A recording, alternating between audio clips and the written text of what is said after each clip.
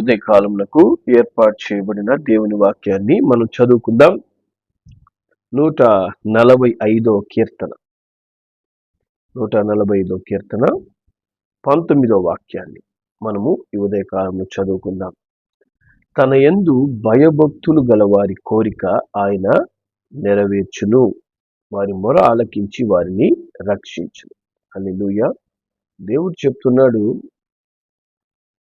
తన యందు భయభక్తులు కలిగి ఎవరైతే ఉంటారో దేవునికి ఎప్పుడు కూడా లోబడే జీవితం కలిగిన వారిగా ఎప్పుడైతే మనం ఉంటామో నిశ్చయంగా వారి కోరికను ప్రభు నెరవేరుస్తాడు. హల్లెలూయా. వాళ్ళ హృదయంలో ఉన్నటువంటి ఆశను దేవుడు నెరవేరుస్తాడు. మాట తప్పని దేవుడు ఆయన నిశ్చయముగా భయభక్తులు గల వారి పక్షమును నిలబడతాడు. వారి యొక్క ఆశను నెరవేర్చి వారిని రక్షించు దేవుడై ఉన్నాడు. హల్లెలూయా. ఈ ఉదయ కాలంలో కూడా తన యందు భయభక్తులు కలిగి ఉన్న మన పట్ల దేవుడు తన శక్తివంతమైన కార్యాలు చేయడానికి ఆయన శక్తిమంతుడు. హల్లెలూయా. కనుక నేను ఎల్లప్పుడూ దేవుని యందు భయభక్తులు కలిగి జీవించాలి అనే ఆశ మనలో ఉండాలి. మన కొరకు అన్ని చేసే దేవుడు, అన్ని నెరవేర్చే దేవుడు. మరి నేను ఆయనకి ఎంతగా లోబడుతున్నాను, మరి ఎంతగా ఆయన యందు నేను భయము భక్తి కలిగి జీవిస్తున్నాను అని మనం ఎప్పుడు కూడా ప్రతి క్రియలో పరిశీలించుకోవాలి. ప్రతి విషయంలో దేవుని యందు భయభక్తులు కలిగి మనము జీవించాలి. ఎందుకంటే మన జీవితంలో ఎన్నో మనకు పరిస్థితులు ఎదుర్కొంటాం. వాటన్నిటిలో మనము ఎన్నో ప్రభువుని అడుగుతూ ఉంటాం, ప్రభు సహాయాన్ని కోరుకుంటుంటాం. ఆయన చెప్తున్నాడు, ఖచ్చితంగా నేను నీ జీవితంలో నా యందు భయభక్తులు కలిగి ఉన్నావు గనుక ఈ కార్యాన్ని చేస్తాను. హల్లెలూయా. దేవుని నామానికి మహిమ కలుగును గాక. మరి యెషయా గ్రంథము 38వ అధ్యాయంలో హిజ్కియా అనేటువంటి రాజు మరణకరమైన రోగం ఆయనకు వచ్చిందట. హిజ్కియా అనేటువంటి రాజుకి మరణకరమైన రోగము కలుగుగా మరి ఆయన వద్దకు దైవజనుడైనటువంటి యెషయాను ప్రభువు పంపిస్తున్నాడు. మరి ఏమని చెప్పడానికి పంపిస్తున్నాడు? ఇదిగో మరి 38వ అధ్యాయము 1వ వచనంలో చూసినట్లయితే, నీవు మరణమవుచున్నావు బతకవు. హల్లెలూయా. నీవు మరణమవుచున్నావు, నువ్వు బ్రతకవు అనే మాట చెప్పడానికి దైవజనుని వాళ్ళ ఇంటికి పంపించాడంట. మరి హిజ్కియా గారికి వచ్చిన వ్యాధి మరి ఆయన స్వస్థపడేది కాదు అనేది దేవునికి కూడా అర్థమైంది. అతన్ని స్వస్థపరిచే వ్యాధి కాదు ఇది, అతన్ని మరణానికి తీసుకుపోయే వ్యాధి. కాబట్టి ఇదిగో నువ్వు మరణించబోతున్నావు, ఇక నువ్వు బ్రతకవు అనేటువంటి మాట దైవజనుని నోటి నుంచి మరి హిజ్కియా వినిన తర్వాత రాజైన హిజ్కియా ఆయన దేవుని వైపు తిరిగి ప్రార్థన చేస్తున్నాడు, దేవుని వైపు తిరిగి మొరపెడుతున్నాడు. హల్లెలూయా. దేవుని నామానికి మహిమ కలుగును గాక. మరి దేవుడు ఆయన బిడ్డల యొక్క, ముఖ్యంగా ఆయన యందు భయభక్తులు కలిగిన వారి యొక్క కోరికను నెరవేర్చే దేవుడు. మాట ఇచ్చి మరి ఆయన చెయ్యకుండా ఉండే దేవుడు కాదు. అది ఎరిగినటువంటి మరి హిజ్కియా రాజు ప్రభు వైపు తిరిగి ప్రభువుతో అడుగుతున్నాడంట, అయ్యా, నేను ఇంతకాలం యథార్థవంతుడిగా సత్యముతో నీ సన్నిధిని నేను ఎట్లా నడుచుకున్నాను, నీ దృష్టికి అనుకూలంగా నేను ప్రతిదీ ఎలా జరిగించానో కృపతో జ్ఞాపకం చేసుకున్నామని హిజ్కియా కన్నీళ్లు విడుచుచు దేవునికి ప్రార్థన చేస్తున్నాడు. హల్లెలూయా. దేవుని నామాన్ని మహిమ కలుగును గాక. చూడండి, కొంతమంది దేవుని బిడ్డలు ఎలా ఉంటారంటే, మరి వారికి ఒక కఠినమైన పరిస్థితి, ఇబ్బందికరమైన పరిస్థితి వచ్చినప్పుడు వారి యొక్క ప్రవర్తన ఎలా ఉంటుందంటే, నేను దేవునికి లోబడి ఉంటే మరి దేవుడు ఎందుకు ఇట్లాంటి పని చేస్తున్నాడు, నేను దేవుని యందు భయభక్తులు కలిగి ఉంటే నాకు నా కుటుంబానికి ఎందుకు ఈ సమస్య, కాబట్టి నేను ఎందుకు ఇక ప్రార్థన చేయాలి, నేను ఎందుకు దేవునికి లోబడాలి, నేను దేవునికి దూరం అయిపోతే బాగుంటుంది, దేవుని మాట వినకుండా ఉంటే బాగుంటుంది, దేవుని మాట విన్నందుకు కదా ఈ సమస్య వచ్చింది అనే విధమైనటువంటి మాటలు, ఆలోచనలు మనుషులకు కలుగుతూ ఉంటాయి. కానీ ఈయన చూడండి, ఈయన దేశానికి రాజు అయి ఉన్నాడు. ఆయన ఇంకా ఎక్కువగా గర్వపడవచ్చు. నేను రాజుగా ఉంటూ నేను దేవునికి లోబడి యథార్థ హృదయం కలిగి ఉన్నాను కదా. మనమన్నా కొన్నిసార్లు యథార్థత లేకుండా ఉండొచ్చు. హిజ్కియా రాజు దేవుని ఎదుట యథార్థత కలిగి జీవించాడు. అంటే ఏ కపటం లేకుండా, ఏ కల్మషం లేకుండా దేవుని ఎదుట భయము భక్తి కలిగి జీవించినటువంటి హిజ్కియా రాజుకి ఒక పరీక్షలాగా ఈ మరణకరమైన వ్యాధి వచ్చింది. ఒక పరీక్షది. మరి ఇటువంటి పరిస్థితిలో ప్రవక్త ద్వారానే మాట చెప్తున్నాడు, నువ్వు ఇక చనిపోబోతున్నావు. మరి ఆ పరిస్థితిలో దేవుణ్ణి హిజ్కియా రాజు నిందిస్తున్నాడా? దేవుని నిందించడం లేదు. దేవునికి విరోధముగా ఒక్క మాట కూడా అతను మాట్లాడటం లేదు. ఆయన దేవుని నిందించడం పక్కన పెట్టి దేవుని సన్నిధిలో మోకరిల్లి ఆయన అంటున్నాడు, అయ్యా ఇదిగో తండ్రి, మరి నేను యథార్థవంతుడిగా ఉన్నట్లయితే, నేను నీ దృష్టికి అనుకూలంగా ప్రతి పని నీ యందు భయభక్తులు కలిగి నేను చేసి ఉన్నట్లయితే నన్ను దయచేసి జ్ఞాపకం చేసుకొనైనా, దయచేసి నా కుటుంబాన్ని జ్ఞాపకం చేసుకోనైనా. అవును, మన జీవితాల్లో కూడా కొన్ని పరిస్థితులు మనకు కఠినంగా, ఇబ్బందికరంగా, వేదనగా మన కుటుంబ పరిస్థితులు, మన జీవిత పరిస్థితులు మనలో కలిగినప్పుడు మనము వెంటనే ప్రభువుని విడిచిపెట్టి వెళ్ళే వారంగా కాక ప్రభువు సన్నిధిలో మోకరిల్లి ప్రభువుతో మాట్లాడే అనుభవం కలిగిన వారిగా ఉండాలి.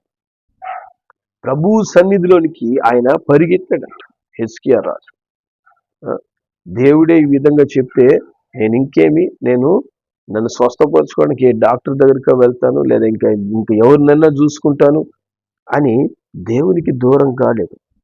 ఇంకా దేవునికి దగ్గర అవుతున్నాడు. ఇంకా ప్రభు యందు భయభక్తులు చూపిస్తున్నాడు. మన జీవితంలో కూడా కొన్ని ఇబ్బందికరమైన, కఠినమైన పరిస్థితుల్లో మనం నడుస్తూ ఉన్నప్పుడు మనము వెళ్ళవలసిన స్థలం ఏంటి అంటే దేవుని సన్నిధి. మనకు కాపుదల, రక్షణ ఎక్కడ దొరుకుతుందంటే దేవుని యొద్ద మాత్రమే. ఎందుకంటే మన దేవుడు సర్వశక్తిమంతుడు. ప్రతి పరిస్థితి నుంచి నిన్ను బయటికి తీసుకురావడానికి ఆయనకు సామర్థ్యం ఉంది. ఆయన ప్రతిదీ ఆయన యందు భయభక్తులు గలవారి కొరకు చేయగలరు. ఆయన కండిషన్ ఒకటే, నా బిడ్డలు నిజముగా నా దగ్గరకు వచ్చి మొరపెట్టాలి, నిజముగా నా ఎద్దుకు వచ్చి కనిపెట్టాలి. హల్లెలూయా.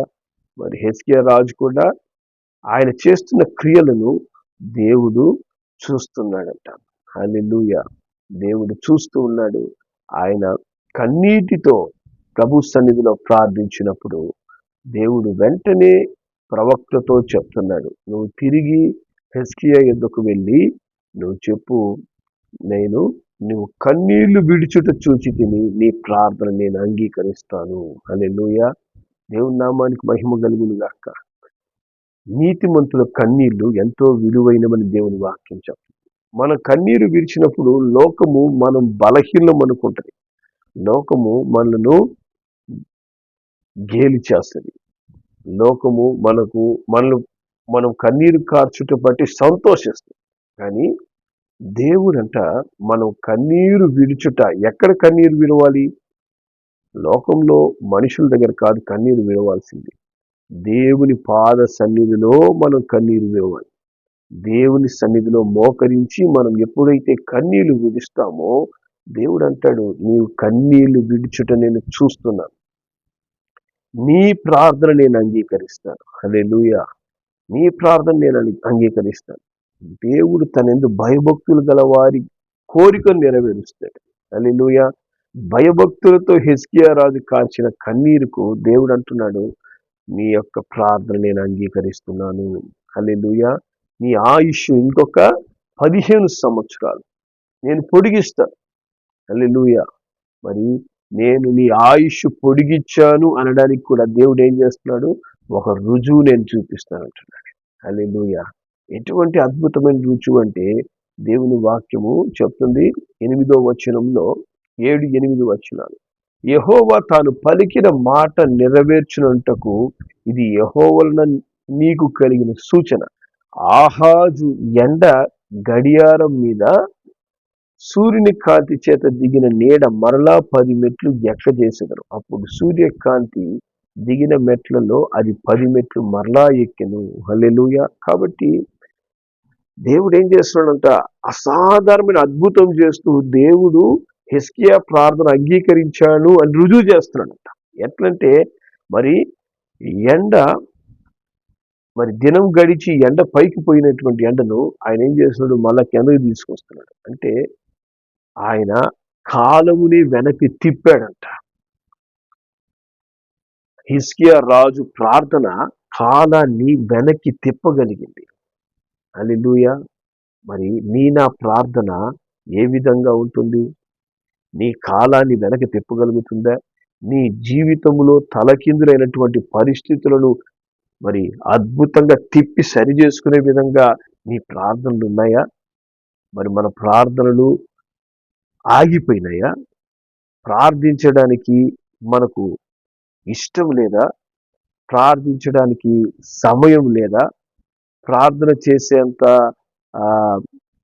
సమయం లేని వారిగా మనం ఉంటున్నామా? దేవుడి యొద్ద నీ ప్రతి సమస్యకు జవాబు ఉంది. మనం నిజముగా ఆయన యందు భయము భక్తి కలిగి ఆయన సన్నిధిలో మనము చేసే ప్రతి చిన్న ప్రార్థన, మనం ఆయన సన్నిధిలో చేసే ప్రతి చిన్న మొర కావచ్చు, దేవుడు చెప్తున్నాడు బలమైన జవాబు ఆయన చూపిస్తాడు. హల్లెలూయా. కానీ ఆ ప్రార్థనకు యథార్థత తోడుగా ఉండాలి.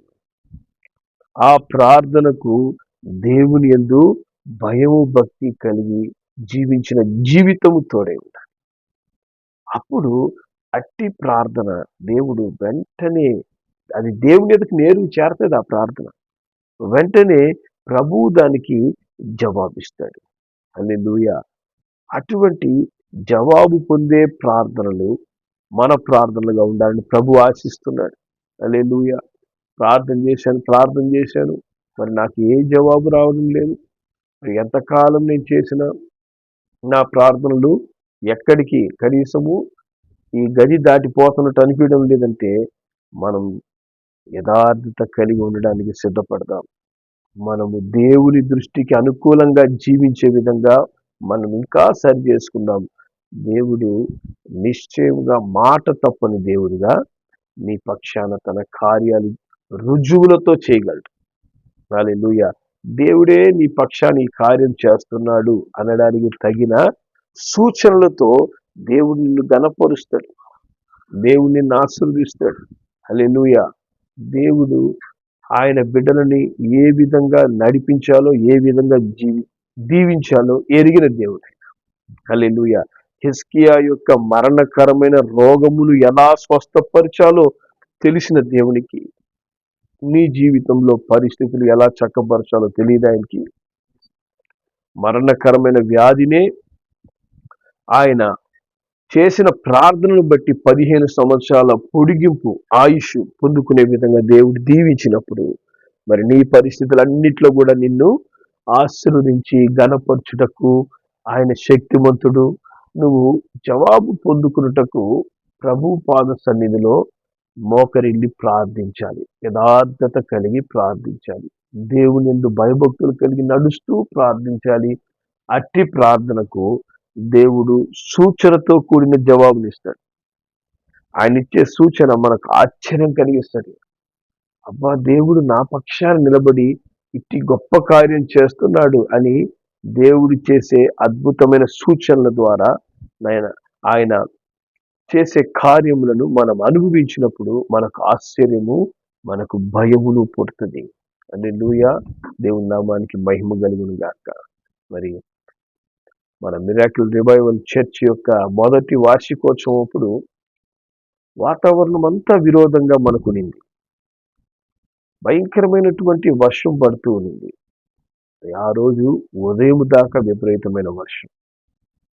మరి అందరూ కూడా మీరు బయట మీటింగ్ పెట్టద్దండి, వర్షం పడబోతుంది, ఖచ్చితంగా మీరందరూ తడిచిపోతారు కాబట్టి మీటింగ్ మరి మీరు బయట స్టే చేసి గ్రాండ్గా మీరు పెట్టకుండా ఏదో చిన్న మీటింగ్గా మీరు మీ యొక్క మందిరంలో చేయండి అన్నప్పుడు ప్రార్థన చేసినాం.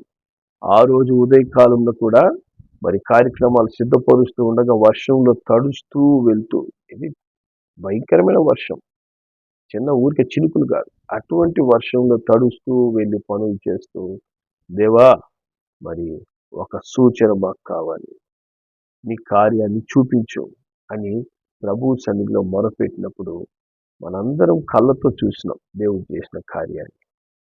ఆకాశంలో మబ్బులు వాటికవే తొలగిపోవడం, సాయంత్రం కల్లా ఒక్క మబ్బు కూడా లేకుండా స్పష్టమైనటువంటి క్లియర్ స్కైతో ఆకాశంలో నక్షత్రాలు వచ్చి ఘనంగా మరి ఆ యొక్క మీటింగ్ జరిగింది. ఆ మీటింగ్కి ఆ షామ్యాన్ని వేసే వాళ్ళందరూ కూడా, వర్కర్స్ అంతా కూడా, సార్ కష్టమేమో అన్నప్పుడు వెయ్యండి, దేవుడు అన్ని చేయబోతున్నాడు. మంచి ఎండ కాసి మంచిగా వాతావరణంతో అద్భుతమైన సూచనను దేవుడు చూపిస్తూ మరి మీటింగ్ని ఘనపరిచాడు. హల్లెలూయా. కాబట్టి దేవుడు ఆయన సూచనతో ప్రతి కార్యాన్ని చేయగలడు. సూచన చూపించి మరి దేవుడు మన పక్షాన ఉన్నాడని రుజువు చేస్తాడు. దానికి మనం యథార్థత కలిగి ప్రభువుకి లోబడి ఆయన యందు భయభక్తులు కలిగి మన ప్రభు సన్నిధిలో చేరాలి, మొరపెట్టాలి. నిశ్చయంగా దేవుడు నీ పక్షాన ఉన్నాడు, నీ యొద్ద ఆయన నిలబడి ఉన్నాడు, ఆయన నీ ప్రార్థన ఆలకిస్తున్నాడు. నీ యొక్క జీవితంలో ఎదుర్కొంటున్న పరిస్థితులన్నిటి కూడా ఆయన సహాయం చేయడానికి శక్తిమంతుడు. కనుక ప్రభు వైపు చూద్దాం, కన్నీటితో ప్రార్థన చేద్దాం. హెస్కియా రాజు వలె మనల్ని మనం తగ్గించుకుందాం. నేనెందుకు తగ్గించుకోవాలి, నేనెందుకు ప్రార్థన చేయాలా అనేటువంటి ఆలోచన పక్కన పెట్టి, ప్రభువా ఈ పరిస్థితిలో నైనా నన్ను పరిశుద్ధపరచండి, నా పరిస్థితుల్లో సహాయం చేయండి, నీ కృప నాకు దయచేయండి అంటూ నీ పరిస్థితులన్నీ ప్రభువు ముందు యథార్థత కలిగి ప్రార్థన చేద్దాం. నిశ్చయంగా దేవుడు తన బలమైన కార్యాలు మీ జీవితాలు నెరవేర్చి మిమ్మల్ని ఆశీర్వదించి ఘనపరచును గాక. ప్రార్థన చేసుకుందాం. ప్రేంగల మా తండ్రి పరిశుద్ధుడా, నీకు వందనాలు, స్తోత్రములయ్యా. ఇదిగో తండ్రి, నీ యందు భయభక్తులు గల వారి కోరికను నెరవేర్చడానికి ఎప్పుడు నైనా మీరు సిద్ధంగా ఉండే దేవుడు తండ్రి. నైనా మరి రాజైన హిజ్కియా మరణకరమైన రోగంలో ఉన్నప్పుడు నైనా ఆయన మీ సన్నిధిలో మోకరిల్లి అడుగుతున్నాడు, నేను నీ దృష్టికి యథార్థత కలిగి జీవించానయ్యా, నీకు లోబడి నేను జీవించానయ్యా, దాన్ని మీరు జ్ఞాపకం చేసుకొని నైనా నీ కార్యం చేయండి అన్నప్పుడు తండ్రి అతని ప్రార్థన ఆలకించి అతని కోరికను మీరు నెరవేర్చిన దేవుడు. ఈ దినమున కూడా తండ్రి, ఈ వాక్యం వింటున్న నీ బిడ్డలు ఏ పరిస్థితులు గుండా వెళ్తున్నారో, వారు ఎదుర్కొంటున్నటువంటి ఇబ్బందులు ఏంటో, సమస్యలు ఏంటో మీరు ఎరిగిన దేవుళ్ళైనా, వాటన్నిటి నుంచి మీరు తప్పించడానికి శక్తిమంతుడైన దేవుడు. ఒకవేళ తండ్రి నీ బిడ్డలమైన మేము నైనా మా పరిస్థితులు బట్టి నైనా నీ వద్దకు రాక, ప్రార్థించక, నైనా తండ్రి మరి దేవుడు మాకు ఏం చేశాడనే ఒక రకంగా నైనా విరక్తితో నైనా ప్రభువుకి మేము దూరంగా వెళ్తున్నట్లయితే మమ్మల్ని క్షమించండి. మాకు మీరు తప్ప ఎవరు లేరయ్యా, మీరే మాకు సహాయకుడు. నైనా తండ్రి నీ పాదాలు పట్టుకుంటున్నాం, నైనా మమ్మల్ని క్షమించండి. నైనా యథార్థ హృదయాన్ని మాకు దయచేయండి. దేవునికి అనుకూలంగా జీవిస్తూ నైనా ప్రతి విషయంలో బలమైనటువంటి దేవుని కార్యాలు మేము అనుభవించి ఇతరులకు మేలుకరంగా, మాకు ఆశీర్వాదకరంగా మేము ఉండే రీతిగా మా జీవితాలని ఆశీర్వదించమని, నడిపించమని మా ప్రభువును రక్షకుడైన యేసు నామములో ప్రార్థిస్తున్నాము తండ్రి. ఆమేన్.